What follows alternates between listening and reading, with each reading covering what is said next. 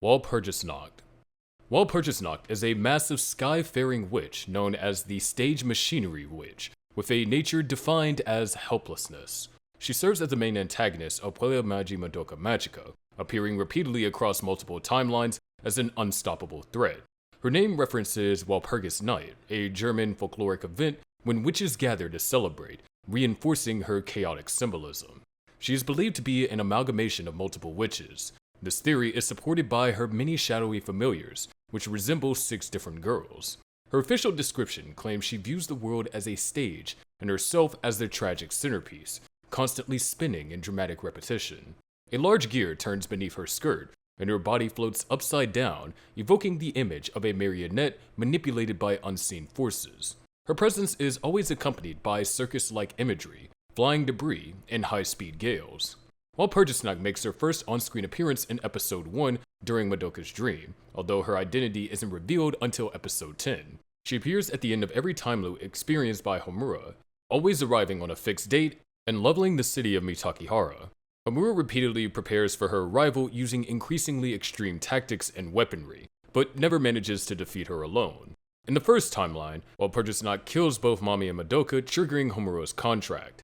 In later timelines, Madoka occasionally defeats her, but the emotional toll darkens her soul gem, leading to her own transformation into a witch. Even when Homura and Madoka work together, their despair always proves too great to escape. In the final timeline, episode 11 through 12, Walpurgisnacht returns once more. Homura engages her using an enormous cache of weapons, but the attacks prove ineffective. When Homura is crushed and nearly falls into despair, Madoka arrives and makes her ultimate wish, to destroy all witches.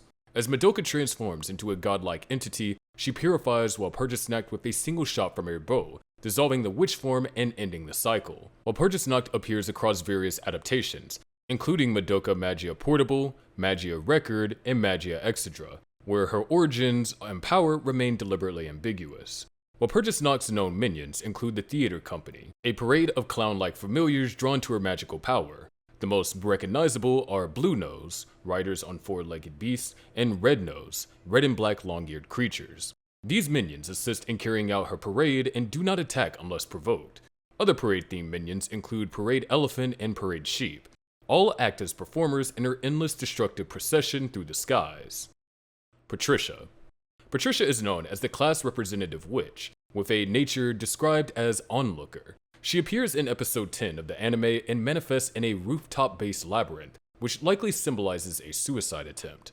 Her witch form is spider-like, with 6 large arms and a body that retains the shape of a schoolgirl in a sailor uniform. Her entire barrier is constructed from school-themed imagery suspended in midair, evoking a dreamlike version of school life. Patricia creates this private world using spiderweb-like threads that hang school uniforms across the sky. The threads are produced from her own body, and her labyrinth constantly replays scenes from a school day. She does not initiate combat unless her routine is disturbed. Her world is sealed and silent, made to preserve an endless version of ordinary life. She is heavily implied to have suffered trauma, possibly related to molestation or abuse, judging by the symbolic clues in her design. The fact that she isolates herself, avoids attention, and hates the rain add emotional depth to her withdrawn personality. Rain pours when she is defeated, signifying grief or unresolved pain.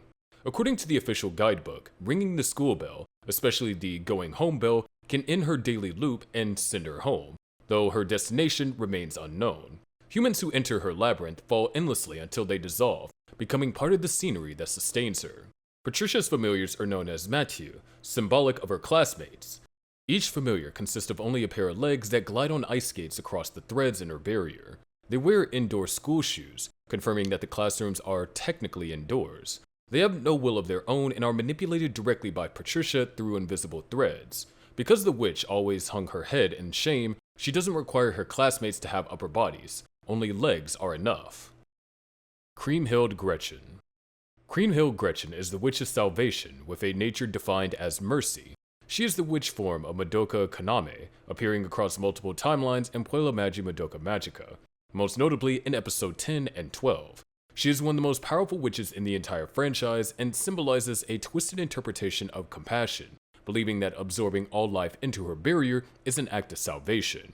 Her name first appears during the 4th timeline of episode 10, though it was not shown in the original broadcast.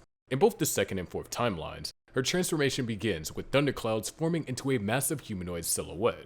Eventually, she takes the shape of a towering mountain-sized being.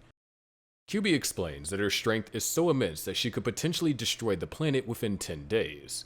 In these timelines, only parts of her body are fully visible, most notably her massive head and outstretched arms. Her design evokes the lower half of an hourglass, often interpreted as a visual counterpart to Walpurgis upper half design. This pairing may symbolize the passage of time or the apocalyptic consequences of repeated timelines. Creamhilled Gretchen reappears in episode 12, transformed into her most extreme form following Madoka's all-powerful wish. Born from the collective grief of all the magical girls Madoka has saved, this incarnation is larger than a comet and exists at the end of the universe. She inhabits a massive grief seed and features a fully visible face. Her designs include celestial symbols, and her mouth resembles the moon, her eyes the earth, and her sun dish-shaped head suggests divine influence. Before she consumed the earth, she's erased by Madoka's godlike self. Her nature as a witch is paradoxical. She believes the world can be saved through absorption into her heaven-like barrier.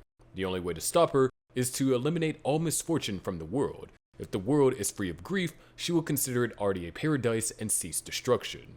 The minions of the Witch of Salvation are tasked with measurement. They judge the souls of those entering her heaven by weighing their sins on a scale.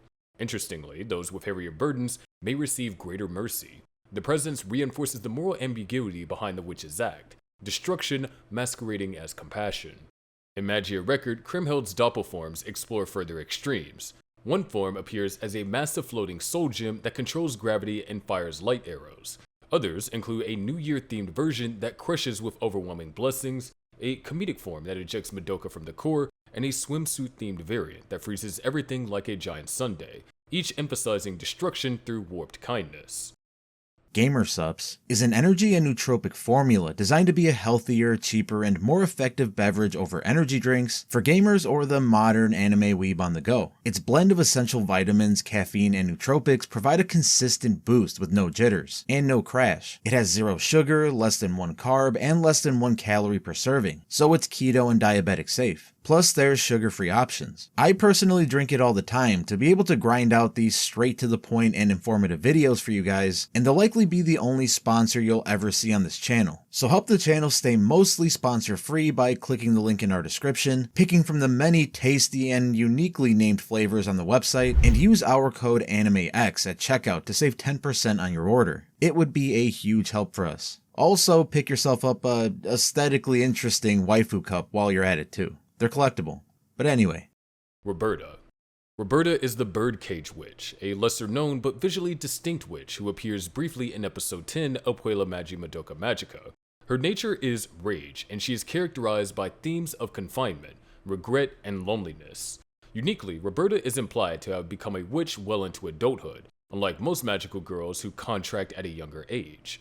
She takes the form of a headless, lingerie-clad torso and legs suspended inside a neon green birdcage. Her design suggests emotional and social isolation, the cage symbolizing a life she found unfulfilling. Lacking genuine companionship, she surrounds herself with dolls, using them as a substitute for friends. Roberta's labyrinth features elements tied to her adult life. It includes a scantily clad, muscular bird-headed man, implying unfulfilled romantic desires or complicated relationships. Her interest in alcohol and books also set her apart from other witches, suggesting a more mature and bitter backstory. She is briefly fought and defeated by Homura in episode 10. Her appearance is limited but notable due to her visual contrast and symbolic weight. Roberta later makes a cameo in The Veranda of Madoka, a spin-off manga where she exists in a more whimsical alternate setting. Roberta's minions are known as Gots. These familiars are shirtless male figures with bird heads and paper wings. They serve no practical function beyond fluttering around the labyrinth in a vain attempt to catch Roberta's attention. Often described as good-for-nothings, they mirror her emotional detachment and desire for validation. Their erratic, ineffective behavior suggests that they too are symbols of unfulfilled affection and rejection. Boxwood. Boxwood is the witch of stone-dwelling fish, and her nature is not officially stated. She appears in episode 1 of the Magia Record anime and was originally exclusive to the anime until added to the game in March of 2022. Boxwood takes the form of a giant salamander that prefers to stay hidden within her tube-shaped nest, made from junk collected inside her labyrinth. When inside her nest, Boxwood glows with fluorescent colors and swims in winding lizard-like motions.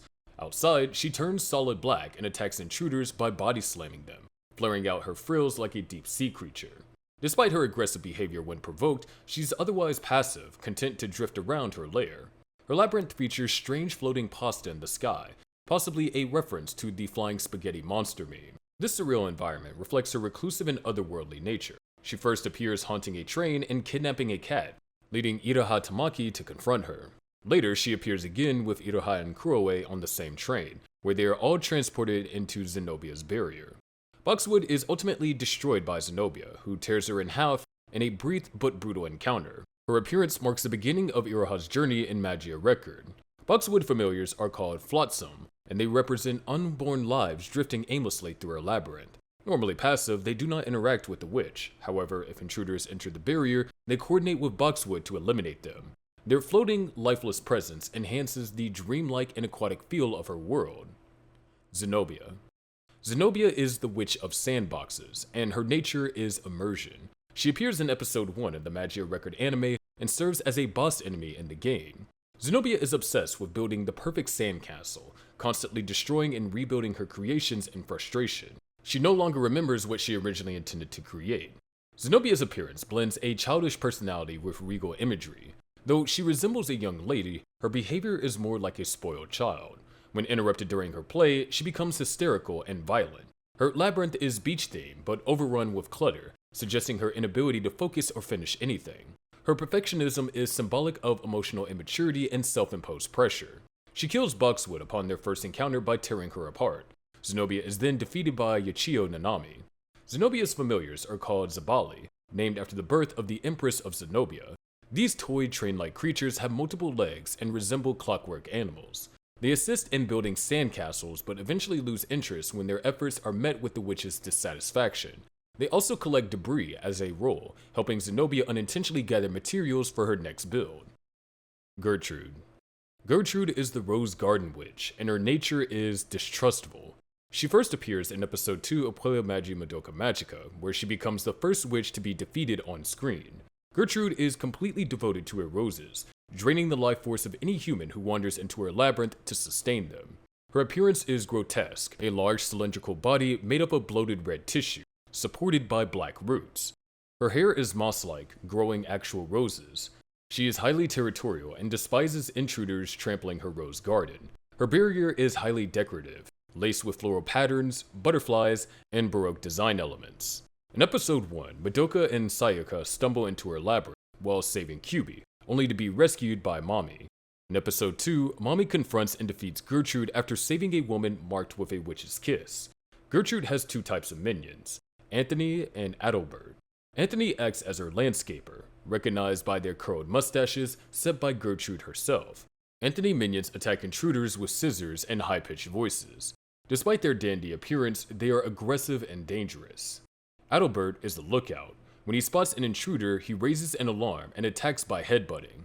Smaller versions of Adalbert can transform into rose vines, ensnaring targets. Butterflies are a reoccurring symbol tied to Gertrude and her magical girl origins, appearing in her soul gem and in her witch's final moments. Albertine. Albertine is the scribbling witch, with a nature rooted in loneliness and childlike play. She first appears in Madoka Magica portable game, hidden in a route unlocked only after finishing Sayaka's story. She later makes her anime debut in Magica Record Episode 5. Albertine is obsessed with the game of hide-and-seek, but none of her minions are clever enough to find her. As a result, she remains alone, trapped in her own game. Her barrier is a surreal oversized child's daydream, where everything becomes huge: crayons, bouncy balls, tower of blocks, and spinning lights. The final room resembles a bizarre planetarium with mouths, eyeballs, and eyebrows floating across the ceiling, reflecting her fractured emotional state. Albertine hides in block towers, forcing players to destroy the environment to make her appear. During battle, if she starts to cry, she becomes immune to damage unless a status-negating ability is used. She behaves like a child, desperate for attention. If you ignore her, she steals something valuable. If you accept her invitation to play, she may rip your heart out. Literally. Her blood is rainbow-colored with streaks of black, and when she dies, her minions scatter from her hair. Despite her attacks and tricks, she's ultimately a representation of emotional neglect. someone who never stopped waiting to be found. Her familiars are called Anja, doodle-like creatures born for Albertine's drawings. They are naive, spaced-out beings who often get lost or wander aimlessly. One of their abilities involves turning people into bouncy balls, which can only be reversed by bouncing once for every lie that person has ever told. Anja appears again in Rebellion, having somehow smuggled themselves into Sayaka's bag, true to their wandering nature. Charlotte. Charlotte is the Witch of Sweets, and her nature is tenacity. She appears in episode 3 of Puella Magi Madoka Magica, where she kills Mami Toei in one of the most iconic moments in the series. She's capable of conjuring endless desserts, but cannot create the one thing that she truly craves: cheese.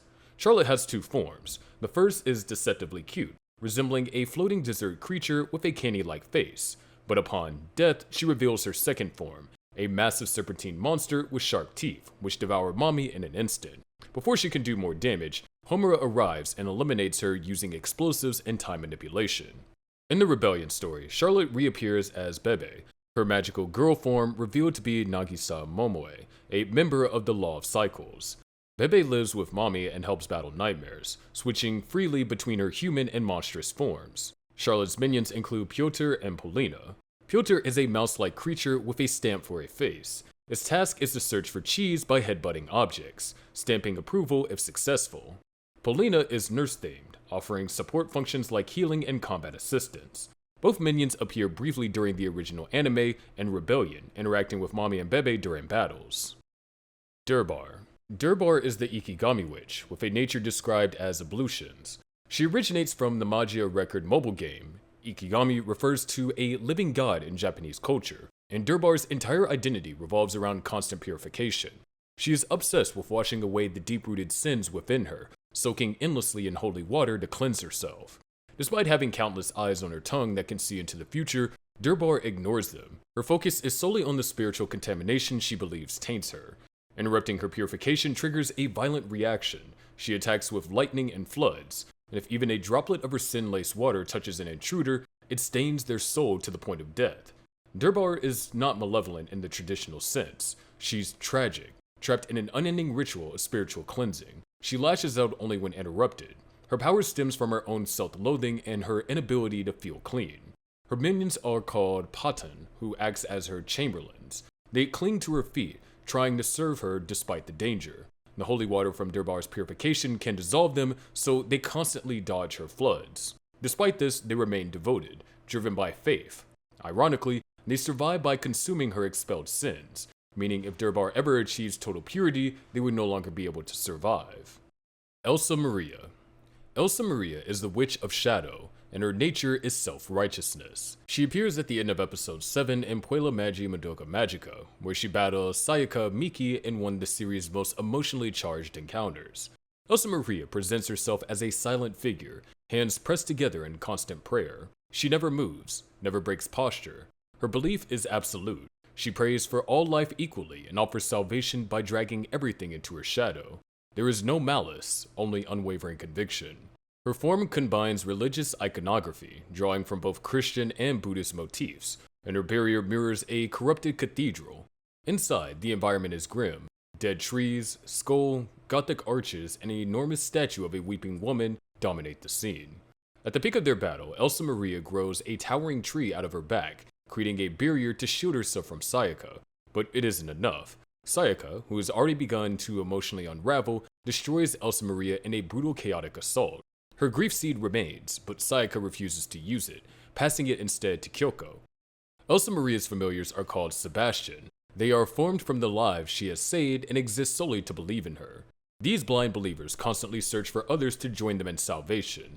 Their appearance is twisted and amorphous, drifting through the labyrinth's shadows. While they are not overtly hostile unless provoked, they remain loyal extensions of Els Maria's ideology, offering eternal peace in exchange for individuality and light.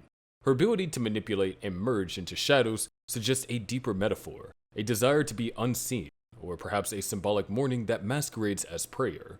Some fans theorize that she doesn't pray for life, but mourns its suffering, offering her form of salvation as a release from pain.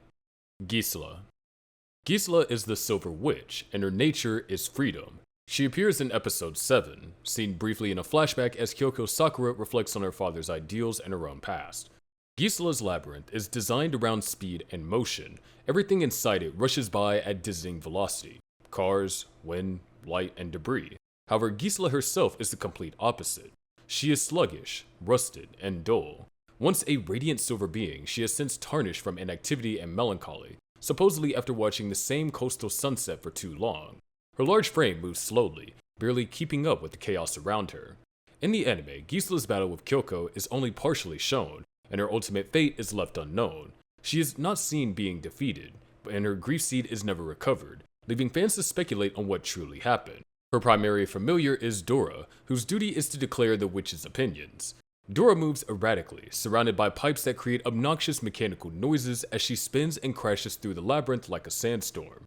She is loud, unpredictable, and seemingly takes on Gisela's emotional outbursts for her. In different versions of the Magica record game, Dora appears in multiple timelines and even has alternate functions, such as amplifying sounds in a concert hall setting. She reportedly hates magnets, a detail which adds to her eccentric personality. In later media, Gisela is shown to have a second form, a motorcycle version, representing her original untarnished state. This transformation seems to reflect her free nature before she became corroded by time and disillusionment. Itala. Itala is the witch of fortune tellers, and her nature is disclosure. She is the witch form of Milana, revealed in episode 12 of the Magica record anime, and again in a flashback sequence in episode 21, where she is ultimately defeated by Tsuruno Yui. Itala exists to uncover truths about fate, identity, and destiny. Her labyrinth is filled with swirling visions of past, present, and future, all orbiting around her tarot table. There, she endlessly flips cards, searching for clarity. To Itala, all destinies are hers to know. She takes joy in revelation, but shows no concern for whether the truth brings comfort or horror. Any visitor who enters her space is assumed to be a follower. If they accept her readings, she binds them as apprentices. If they resist, she reveals every possible torment their future holds. She represents the danger of absolute foresight, the idea that knowing one's fate removes freedom of choice. Itala is not malevolent in the traditional sense, but she is unrelenting in her pursuit of prophecy. In her doppel form, Itala becomes a living fortune teller, connected to Mel's wrist and spine. The doppel constantly reads Mel's pulse to synchronize their senses. Together, they can generate a vision of unchangeable destiny. The prediction is displayed in the eye of the doppel, determined by a tarot card inside his pupil. Escape from this fate is nearly impossible. Unlike most witches, Itala doesn't need brute force to dominate her victims. Her power lies in knowledge, inescapable in binding. Once you hear your fate, it becomes your prison. Candaloro. Candaloro is the witch of dress-up, and her nature is inviting. She is the witch form of Mami Tomoe, created when Mami falls into despair. Candaloro first appears in Madoka Magica Portable and is later featured in Magica Record. While her design and demeanor are elegant and welcoming, her intentions are possessive and controlling. Once someone enters her barrier, they are not allowed to leave. Her labyrinth resembles a twisted fantasy version of Mami's ideal world. It includes oversized teacups, apple trees, rainbow bridges, and happy birthday signs, decorated in a way that suggests celebration and friendship. However, the setting is obscured by a constant overcast sky, and many of the teacups are black, plain, and ominously large. The core of the labyrinth houses a small house-like structure marked with the witch's kiss. The decor contrasts sharply with the controlling and isolating nature of the witch herself. Candaloro has no head. Instead, her upper body is capped with a bonnet resembling a flower, possibly a pansy tulip or orchid. Each of these flowers symbolizes joy, hope, or affection, elements associated with Mami's idealized emotions before despair. The string of the bonnet resembles Mami's signature ribbons. Her body is described as small enough to fit inside a teacup, and she is often carried around by her familiars like a keychain. In combat, Candaloro mimics Mami's battle style. She uses ribbon-based binding attacks and fires rifles. She also performs a version of the Tiro Finale, except her version launches flames instead of bullets. Candeloro's familiars are Du Polignac, stylized as Dupolina in some versions. Their role is to guide intruders to the witch's tea party and prevent escape. Each takes on the appearance and combat style of one of Mami's close friends, Madoka or Kyoko. One wields a red bow, the other a yellow-orange spear. These familiars fight on the witch's behalf and enforce her rules. They are referred to by color-coded names such as Akariro-san or Momoiro-san, but all serve the same function. They are considered Candeloro's precious companions and the only ones allowed to stay by her side. Candaloro reflects Mommy's inner conflict, her desire for connection mixed with her fear of abandonment. Her labyrinth is a static dream, a place where time is frozen in celebration, but no one is allowed to leave. Despite her inviting theme, her barrier is a prison. Compliments are accepted, dissent is bound. Candy. Candy is the bunny-eared witch, and her nature is princess. She appears as a boss in Puella Magi Madoka Magica's side story, Magia Records, and debuts visually in episode 4 of the anime, following a brief cameo as a plush toy owned by Iroha Tamaki in episode 1. Candy resembles a large patchwork stuffed rabbit with long ears and a doll-like design. She presents herself as royalty and has an obsessive need to be told she is beautiful. Inside her labyrinth, she collects anything she deems cute and surrounds herself with colorful accessories and toys. Her personality swings dramatically, depending on how others react to her appearance. Flattery will pacify her temporarily, but even a trace of negativity can cause her to erupt in violent rage. Her tantrums are extreme. Candy becomes physically aggressive when upset, biting or impaling intruders with spear-like limbs. One of her most disturbing traits occurs during battle, when her head splits open mid-attack, revealing what appears to be a pelvic bone or a mechanical core, exposing the contradiction between her soft exterior and violent nature. Candy's familiars are known as Herald, and their role is decorator. They scour the labyrinth in search of new accessories or cute items to present to Candy in an effort to maintain her happiness. However, failure has deadly consequences. If Candy disapproves of their offering, she dismembers them on the spot. Despite the risk, they remain loyal, desperate to appease her. The safest way to interact with a herald is to throw a shiny or decorative object, such as a ribbon or wrapping paper, to distract it. It will seize the object and carry it to Candy. Candy's personality mimics that of a spoiled child or a delusional noble. She believes that she's the embodiment of cuteness and reacts to the world only through that lens. Compliments may spare lives, but sincerity is irrelevant. Her reactions are governed solely by perception, not reality. Ellie. Ellie, also known as Kirsten, is the box witch, and her nature is covetous. She appears in episode 4 of the original Puella Magi Madoka Magica anime. Her defining trait is the obsessive desire to preserve and trap things she finds valuable. This includes memories, emotions, and people. She operates not out of rage, but fixation. Once she finds something beautiful, she hides it behind a metaphorical and literal glass. Her labyrinth reflects this obsession. It resembles a broken snow globe, frozen in a false moment of joy. Decor elements include a Christmas tree, carousel horses, television towers, and an overwhelming presence of screen monitors. Beneath the aesthetic of celebration lies a sense of emotional suffocation. All actions and emotion within her world are watched and recorded. Once inside her barrier, Ellie's powers expose a person's inner thoughts and fears. She does not speak. Her interest lies in possessing, not destroying. Her attention is drawn to Madoka after detecting her guilt and sorrow following Mommy's death. As a result, Madoka's memories, especially Mommy's final moments, are displayed on looping monitors within the witch's domain. Ellie's familiars are Danielle and Jennifer. They resemble creatures with television heads and long mechanical arms. Their task is to transport and distort. They swarm their target, making them feel light and easy to carry, rearranging both physical form and emotional clarity. In the anime, these familiars distort Madoka's image and attempt to pull her apart before Sayaka intervenes. Upon destruction, Ellie's domain flickers and collapses like a dying broadcast. Her final image, Mommy smiling on a monitor, suggests that Ellie's last memory may have been a moment of warmth or admiration for her. Homaly. Homaly is the witch of the mortal world, and her nature is self-sufficiency. She is the witch form of Homura Akemi, born from despair after repeated failures to save Madoka. Homaly appears in the Rebellion story as the core witch of the dreamlike city where the movie takes place. She also makes limited appearances in Madoka Magica Portable and Magia Record, but is otherwise rarely seen outside narrative cutscenes.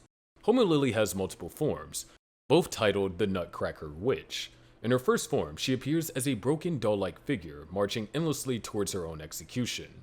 Her body, once designed to crack grief seeds like nuts, have fallen into decay. She desires erasure, not redemption, and her world is structured like a funeral procession. Her brokenness is not simply physical, but existential. In her second form, Homaly has lost all visible humanity. Her teeth had crumbled, her skull has melted, and her eyes are gone. Despite the destruction, she retains a silhouette of a magical girl. Her minions refer to her as failure, expressing disappointment but continuing to serve. Her crown of red spiler lilies references Japanese funeral traditions. The flowers symbolize death, reincarnation, and seasonal transitions. Homaly commands the most familiars of any witch in the series. Her primary ones include Clara dolls, dress-up mourners who fake emotional displays to dramatize her eternal funeral. Each Clara doll embodies a different negative trait, such as jealousy, cowardice, selfishness, or arrogance. The final Clara, Love, has not yet appeared. Lotte, 10 soldier familiars tasked with executing the witch by marching her to the guillotine. They have oversized heads and are immune to the witch's commands. Lisa Lotte, a decaying rider that chases and exterminates white rats. She represents decay and decay management within the barrier. Lisa, a bird-like familiar that brings bad news, but often crashes into things due to poor vision. And Lilia, a nutcracker soldier that attacks with mechanical bites and fires cannon-like projectiles. Each of these familiars plays a role in reinforcing the theatrical mourning of Homaly's endless execution.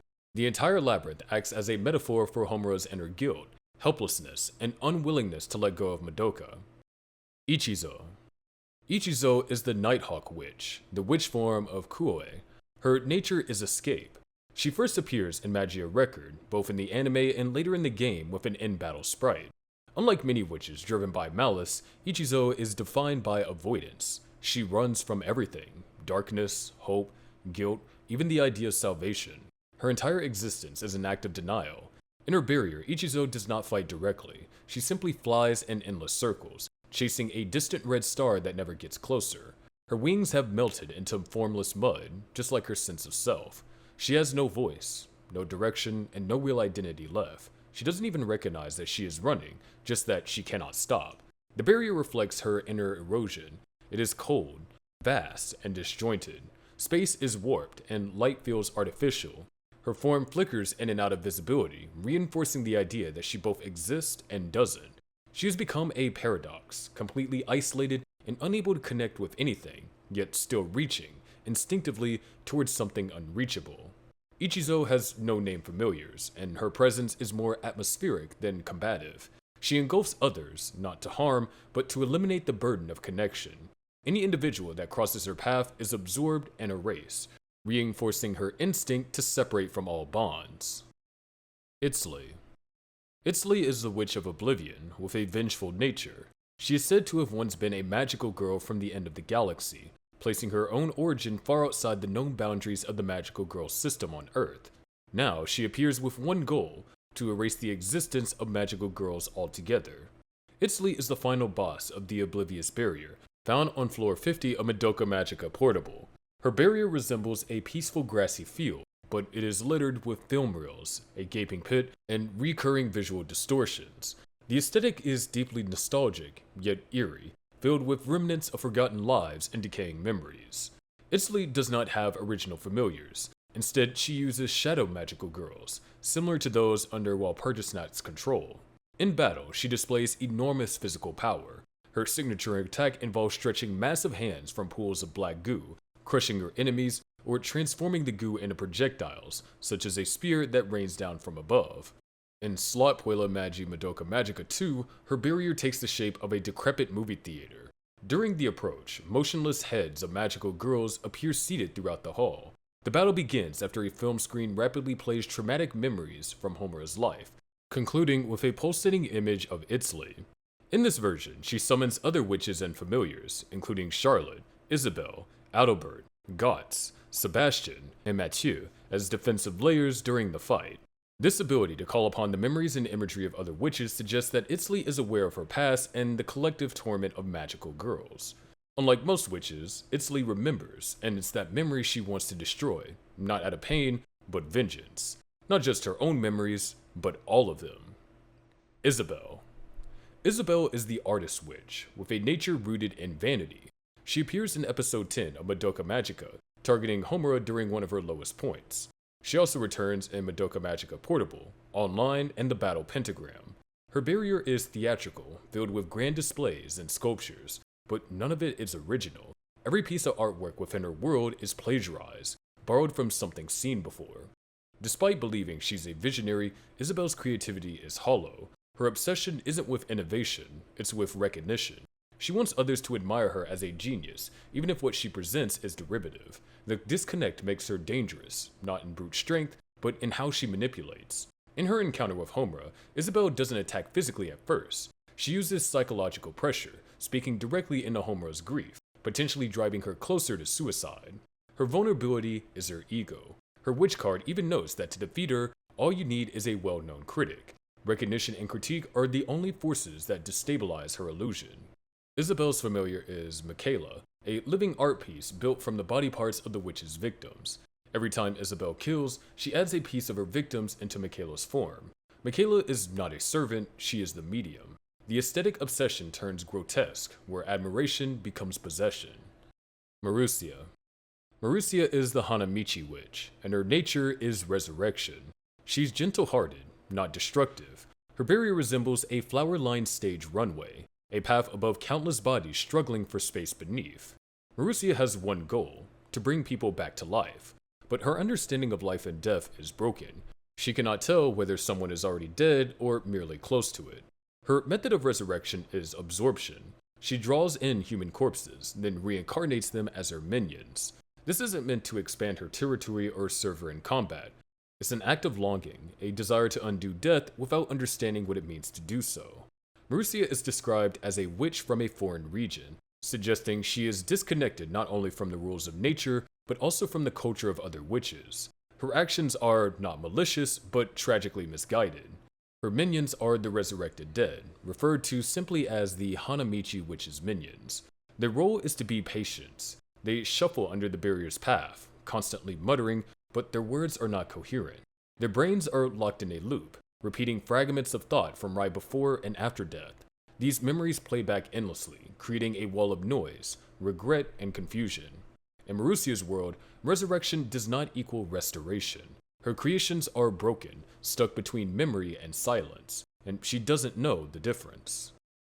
Neo-Dorothy. Neo-Dorothy, or Alina Eve, is the final form of Alina Grey, appearing at the climax of the Magica record anime. This entity is a fusion of Embryo Eve, a massive biological core designed to complete the Doppel system, and Old Dorothy, Alina's personal Doppel-Fever. Alina initiates the transformation by allowing her Doppel to consume her, merging her consciousness with Embryo Eve's body through infection.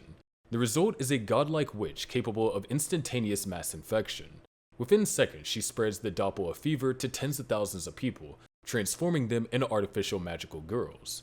These artificial magical girls are not limited by gender, age, or physical ability. They can use magic, but with a cost. Like their original counterparts, they must use grief seeds to prevent the Doppel from consuming them. If they fail to purify themselves, they lose control and become witches. To Alina, this isn't a flaw, it's art. She claims that humanity's prosperity is the collateral. That's the democratization of power. Magic detached from status, strength, or consent is enough. That free of charge magic distribution is God. She doesn't believe payment is required because the act of granting magic itself is divine. Originally, the Doppel system was intended to reach completion through Embryo Eve absorbing Toka, Nemu, and Walpurgisnacht. Alina hijacks the plan, overriding it with her own vision of global transformation. In episode 25, Alina fuses with Eve and immediately targets Walpurgisnacht, attempting to absorb it and claim its power. Toka and Nemu respond with a Doppel attack that destroys part of her body and a wing, but she rapidly regenerates, undeterred. She witnesses Walpurgisnacht's destruction at the hands of Madoka Kaname, but her advance is cut short. Iroha and Yachiyo confront her and deliver the final blow. Neo-Dorothy is not a witch born from despair, but from vision corrupted by obsession. Her transformation is not just physical, it's ideological. She doesn't seek destruction or revenge. She seeks universal artistic expression through magical collapse, whether the world wants it or not. Octavia von Secondorf. Octavia von Secondorf is the witch form of Sayaka Miki. She is known as the Mermaid Witch, and her nature is to fall in love. She first appears at the end of episode 8, after Sayaka succumbs to despair. Her full reveal occurs in episode 9, inside a labyrinth shaped like a sunken orchestra hall, where she attacks Madoka and Kyoko with no sign of recognition or restraint. By the end of the episode, Kyoko sacrifices herself to destroy Octavia, hoping to reunite with Sayaka in death. Octavia's labyrinth is built from music, memory, and ruin. A grand collapsing concert hall moves through water, its foundations made of sorrow. Her familiars play endless music, streamed instruments, orchestral loops, echoes of a moment she never moved past. Her weapon is a giant cutlass used like a conductor's baton. Her voice is a scream. In her alternate appearance during episode 10, the world changes. The orchestra is now a rock concert, and the original Hodger familiars are replaced by Clarissa, backup dancers that resemble Hitomi. Octavia attacks again, but this time Homura ends it swiftly with explosives. Her design is a mix of full-plate knight armor and siren-like fins. Her long cape resembles flowing water, and its high collar is patterned with musical notes. The red ribbon near her collar is the last trace of Sayaka's identity. A rainbow swirl appears in Octavia's tail fin, a visual motif seen in other witches, possibly representing distortion. In Rebellion, Octavia returns under Sayaka's command. As part of the law of cycles, Sayaka can now summon her witch form and use it strategically. She fights alongside Octavia in the final battle against Homaly. Their familiars, Hodger and Clarissa, perform again, this time in harmony with other magical girls. Octavia is not simply a witch of despair. She's a witch of stagnation, of emotions that refuse to evolve. She clings to one moment, one boy, one sound. Her world does not move forward, it loops. Her familiars reflect her state. Hodger plays music eternally, never attacking, simply existing to recreate a feeling. Clarissa dances on repeat, rehearsing movements she never finished. Anthony, on loan from Rose Garden Witch in Rebellion, becomes part of her forces too, repurposed by her magic to serve a new song. In the Hollow Little Mermaid event from the mobile game, Elise dies in Sayaka's place and becomes Octavia instead. This alternate retelling shows the price of grief transference. It also affirms the role Octavia plays, not as an evil force, but as a vessel of unresolved love. Sayaka's transformation to Octavia carries the strongest symbolic fusion in the series. Her magical girl identity, part knight, part savior, warps into a sirenoid creature whose music consumes the listener. Mermaids in folklore often die for unreturned love. Sirens lure others to doom through beautiful sound. Octavia is both. Her name, Octavia von Secondorf, evokes European nobility, Baroque romanticism, tragedy dressed in armor. In the end, she's not defeated by strength, but by letting go. Sayaka only reclaims herself once she becomes part of something greater than her own suffering. She is a witch not of hate, but of unanswered love suspended in music, and she never stops playing. Ophelia. Ophelia is the witch form of Kyoko Sakura, known as the Wudon Witch. Her nature is self-abandonment. She appears in Madoka Magica Portable, but not in the main anime series. But her symbolism, design, and tragedy make her one of the most complex witches in the franchise. In the game, Ophelia appears only under specific emotional conditions, when Kyoko has lost too much. After trying and failing to save Sayaka and realizing how meaningless her fight has become, she breaks. Her soul gem turns dark. She laughs bitterly, curses the world, and transforms. Ophelia walks endlessly through fog. Her steps are slow, hollow, and without destination. She rides a mysterious horse-like companion, but even that connection has faded. It's stated that she no longer remembers what the horse even was. That forgotten memory is key. It marks just how far she slipped into emotional isolation. She's not just wandering the mist, she's wandering without an identity. At first glance, Ophelia looks headless, but there's more to it. Instead of a head, she has a flat surface with a flame, a candlelight that burns steadily. Beneath the flame is a hidden eye, implying that she still sees, even if dimly. This candle imagery isn't random. In Kyoko's flashbacks, her father's sermons were surrounded by candlelight. Later, when her family dies, it's suggested they were consumed by flame, either metaphorically or literally in a church fire. The burning candle could symbolize memory, death, guilt, or all three. The name Wudon refers to a specific role in Chinese opera, a strong female warrior who uses weapons. Ophelia's entire aesthetic and Kyoko's weapon of choice, a spear that can split, extend, and transform, align with that archetype. But unlike the focused precision of an opera performance, Ophelia's world is disjointed, sorrowful, and lost. Her barrier is thick with fog and drenched in symbolism. Strange fish drift through the mist, creating the illusion that the entire space is underwater. This may tie into Christian imagery, with fish being one of its oldest symbols, reflecting Kyoko's religious background. Or it might echo the character Ophelia from Shakespeare's Hamlet, who dies by drowning. Kyoko, like Shakespeare's Ophelia, was caught between duty and love, and ultimately broken by both. The minions in her labyrinth are called Zoe, dressed in colorful warrior garb. They march in perfect lines through the fog, performing what looks like a ritual or funeral procession. Some Zoe breathe fire from dragon heads. Others summon new troops or strike violently. But despite the organized chaos, Ophelia never interacts with them. She stays distant, emotionally and physically detached, even from her own creations. That fits her nature, self-abandonment, a retreat not just from the world, but from her own identity. Her labyrinth, visually and thematically, is built on contradictions.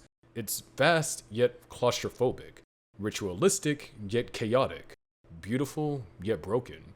Her horse, her minions, even her flame all hint at things that she used to value but no longer understands. She's become a relic of her own grief. This paints a picture of disconnection. Even her most consistent companion, the horse she rides, is now just background noise. She doesn't know why it's there. She simply continues walking. In terms of combat, Ophelia is powerful. She appears as a boss in the Oblivious Barrier on floor 30 of Madoka Magica Portable. Her minions can appear in other witches' barriers too, showing how influential she is. But power doesn't define her. Despair does. She doesn't fight for anything. She just exists, moving through the mist, unmoored from her past. Her design shifts again in her doppel form, which is introduced in Magia Record. In this state, the candle flame becomes an ornate headpiece. She resembles a candlestick holder, floating with a robe behind her. She still has horse-like legs, but her head is now a pink knot, a final tangled remnant of who Kyoko once was. The flame persists, but it's ceremonial now, not violent. Unlike witches formed from impulsive despair, Ophelia is built from erosion. She doesn't snap, she wears down. Kyoko's life was filled with self-sacrifice, for her father's ideals, for her family's safety, for Sayaka's redemption. In the end, none of it worked. Ophelia is what remains when all those sacrifices turn meaningless. The name Ophelia itself holds weight. Beyond Shakespeare's drowned maiden, the name has roots in the Greek word for help. That fits Kyoko well, someone who spent her life trying to save others. Even in death, her instinct was to reach out, but no one reached back. Unlike other witches, Ophelia's story is not about rage, revenge, or chaos. It's about what happens when grief becomes your entire world, when memories fade but pain lingers, when even walking becomes an act of mourning. Oshiti. Oshiti is a Gokumon witch. Her nature is conviction, and her entire existence is punishment. She appears briefly in episode 12 of the Magia Record anime, during a flashback fight involving Yuichiro Nanami's team. Her defeat happened shortly before Kana Yukino's death. At the time, Oshiti was anime exclusive. Later, she was added to the game through an event delivered to the Beyond, a piece of hope. Oshiti's design is instantly haunting. She is nothing but a head, suspended upside down, hanging in the center of a graveyard-themed labyrinth. Her face is twisted in pain. She doesn't fight with claws or weapons. Her only weapon is her voice, which doesn't come out as words. Instead, it manifests as rays of burning heat that incinerate everything nearby. And she doesn't even mean to kill. Oshiti is not aggressive. She is desperate. Desperate to talk. Desperate to explain. Desperate to reach someone.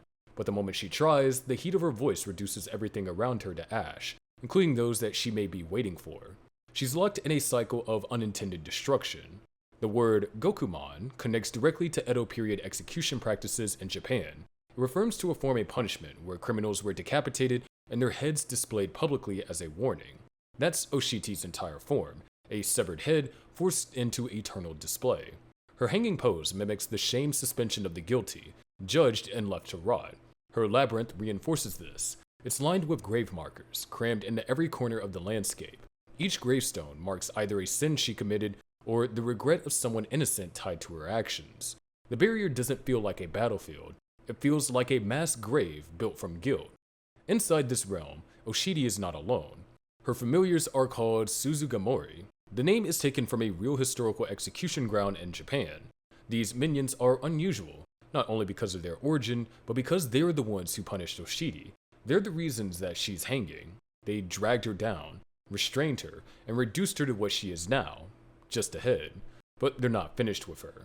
The Suzugamori familiars are still searching for her missing body. They wander the labyrinth and even leave it, looking for something, anything that could become her torso. It doesn't have to fit, it doesn't have to match. They choose based on vibe, not form. A person, a dog, a doll, it doesn't matter. If it feels right, it might work. This mission creates chaos. Whenever outsiders enter Oshiti's barrier, the minions grab and restrain them. Then, Oshiti, trying to speak, accidentally unleashes her heat voice and kills everyone. The minions are caught in the crossfire too. It's a cycle of capture and incineration, executed with eerie efficiency, though never by design. The tragedy is that none of this is intentional. Oshiti's punishment wasn't just physical, it erased her ability to communicate safely. She's trapped in this prison of her own voice. She tries to plead or explain or apologize, but the only response she can give is fatal. Even if the one she waits for enters the labyrinth, they would die before hearing her words. This waiting is just another part of her curse. She is waiting for someone, a person she harmed, or someone she hopes might forgive her, but she cannot stop hurting people long enough to reach them. That's her paradox. Her barrier is purgatory. There's also a commentary on execution and remorse here. The gravestones in her labyrinth don't just belong to victims, they also symbolize the weight of regret, either hers or those she's harmed. Oshiti is the embodiment of guilt that cannot be resolved, apologies that come too late, and voices that destroy rather than heal. In terms of appearance, Oshiti is abstract and grotesque. Her head dangles downward, eyes always open, with her mouth agape. Heat ripples constantly from her, even when she's silent. There's no glamour or grandeur in her form, only decay and restraint. The Suzugimori familiars contrast her slightly. They're mobile, active, and dressed almost like prison guard or undertakers. They're efficient in how they retrieve intruders, but they never show true control. They work together with the witch only by accident. In fact, they often burn along with the victims, caught in Oshiti's voice just like everyone else. The teamwork between Oshiti and her familiars is broken, just like everything else in her world. Despite being a side character in a flashback, Oshiti stands out for what she represents. She's not a witch of madness or despair. She's a witch of accountability, a rare concept in a world where most witches are victims. She committed real harm, and now exists only as the aftermath of that harm. But the punishment has gone so far that it's become self-perpetuating. She can't atone, she can't connect, she can't be heard, and yet she keeps trying. Oshiti's story may be small in screen time, but in symbolism, it's massive. She is a witch born from regret, miscommunication, and unhealable wounds, and like so many witches in Madoka Magica, she carries out her endless cycle alone, speaking only through destruction. Paola. Paola is the Witch of Rubber, first introduced in Madoka Magica Drama CD4 Summer Magical Girl Training Camp, and later reappearing in Puella Magi Madoka Magica side story Magia Record. The name Paola refers to the witch herself, while Bona is the name of her familiar, which she rides to stay afloat. Her barrier manifests as a vast open ocean, typically located near beach resorts. Ironically, Paola cannot swim, which forces her to depend heavily on her minions for buoyancy and movement. She spends much of her time clinging to them so she doesn't drown in her own environment. Although she has the ability to bounce at high speed and perform body slams, her clumsiness and aquatic setting limit her effectiveness. She only becomes active during peak beach seasons and hibernates when no bathers are around. Her labyrinth, while visually inviting, has a deceptive charm that hides its deadly intent.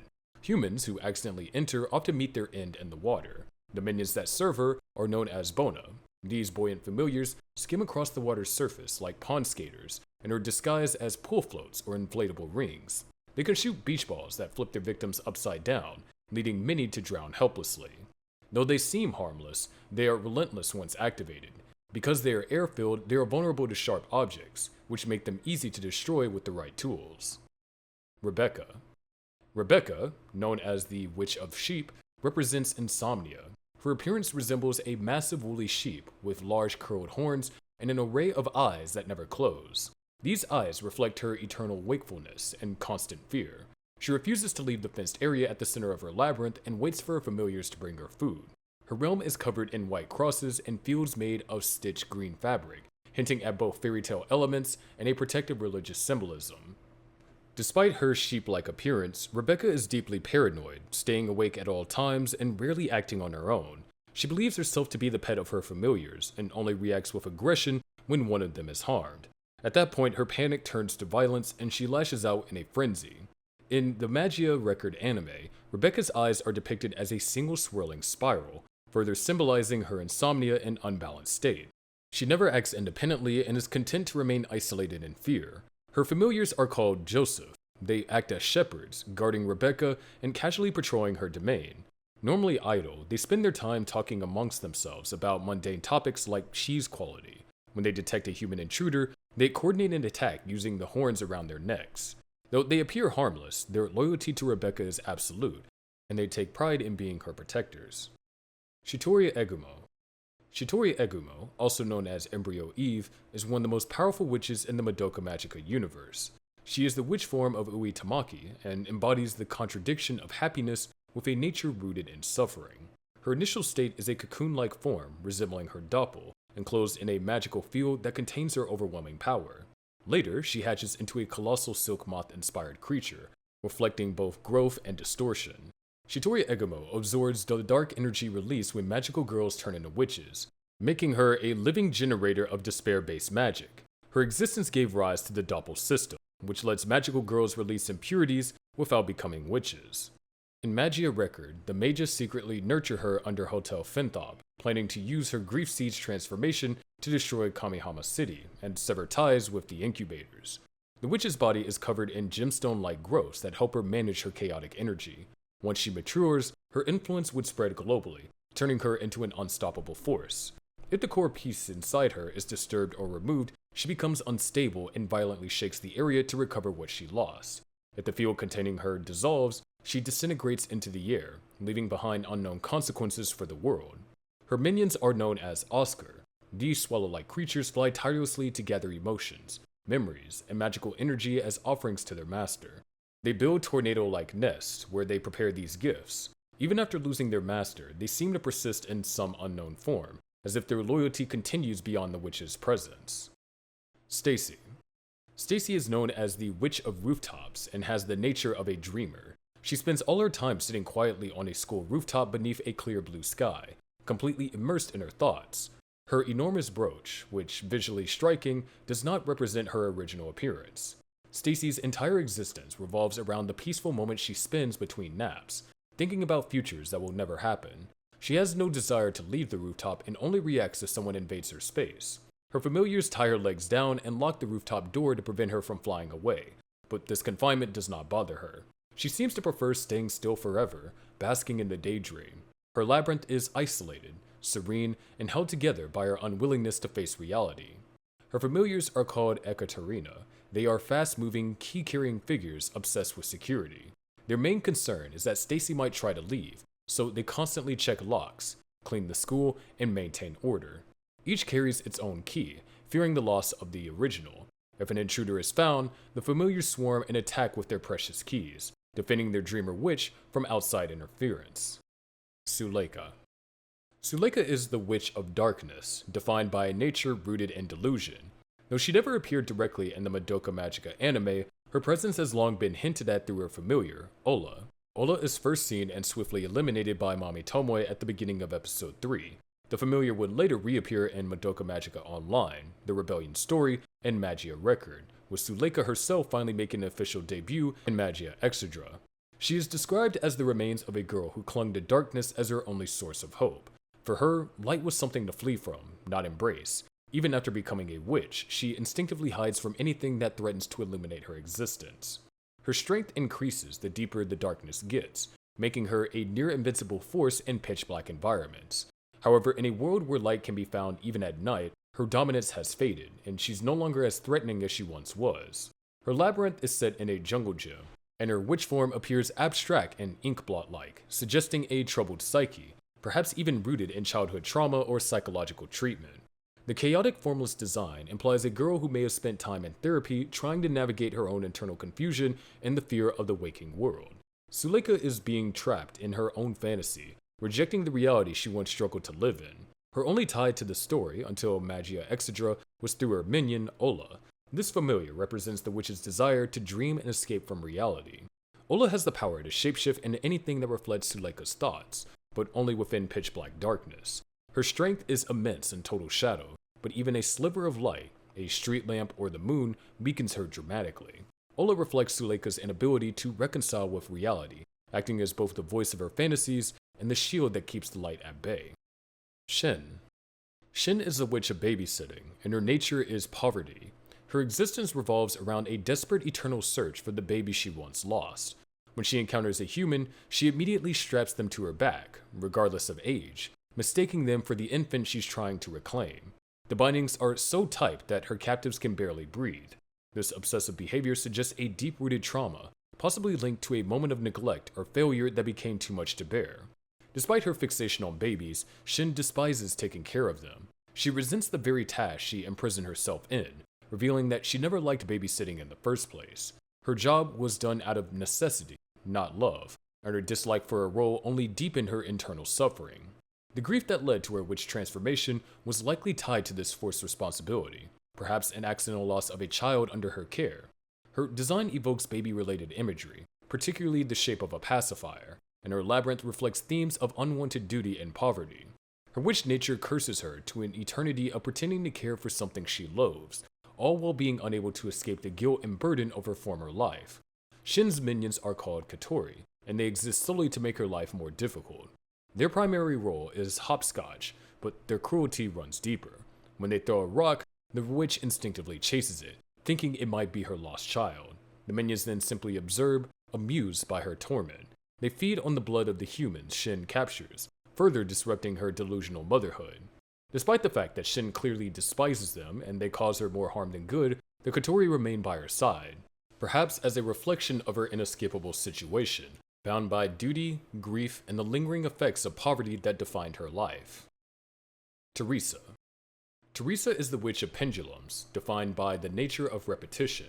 She is rooted in place, never moving from the spot where her labyrinth was formed.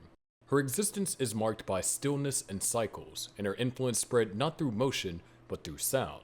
Anyone who hears the steady ticking of her pendulum becomes trapped in an endless loop, unable to move forward, both mentally and physically. Teresa's entire being revolves around the idea of stasis, of doing the same thing repeatedly, never growing or changing. Her transformation into this witch is marked by a subtle evolution. She was once known as the Pendulum Clock Witch, tied directly to the theme of timekeeping, but after losing track of time entirely, the numbers and hands of her clock face vanish, leaving her without the very tools that once defined her. What remains is a creature that no longer tells time, but merely rocks her head endlessly in one place, content with the illusion of motion without progress. The shift in her identity reflects a deeper truth within the Madoka Magica universe, that witches are not static beings. They can evolve over time, lose parts of themselves, or change in nature as their despair reshapes them. Teresa is a perfect example of this transformation. Her labyrinth is filled with artistic remnants, paintings, shattered glass, and visual elements that hint at a once creative soul. There's a suggestion that she may have had artistic inclinations before her fall into witchhood. The fractured images and broken frames scattered throughout her barrier imply a love for beauty and structure that was eventually overtaken by the repetitive rhythm of a ticking pendulum. While she may no longer understand what time is or how it flows, she remains a prisoner of its echo, locked in a loop of her own making. The minions that serve Teresa are known as Huygens. These familiars act as tireless repairmen, but their loyalty lies not with the witch herself. Their role is to fix broken objects, and they do so with a mechanical enthusiasm, often replacing damaged parts with pieces of their own bodies. Whether it's the witch, the environment, or something completely unrelated, the Huygens will repair it simply for the joy of restoring broken things. This mindless devotion to repair fits neatly into Teresa's world of repetition, fixing the same things over and over without meaning or end. The presence of the Huygens reinforces the atmosphere of futility that defines Teresa's existence, a cycle of breaking and repairing, of ticking without time, and a life forever anchored to the spot where it all fell apart.